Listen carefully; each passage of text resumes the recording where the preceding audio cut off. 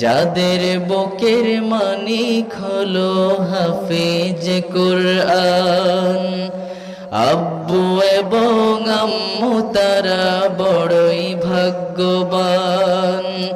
যাদের বুকের মানিক হলো হাফেজ কুরআন, হৃদয়ে মাঝে গাছল যারা হরফ নামের ফুল, তাদের সাথে হয় না কভু অন্য কারো তুল।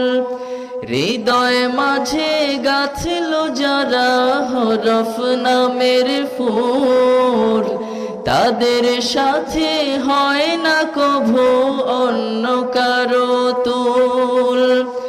রবের কাছে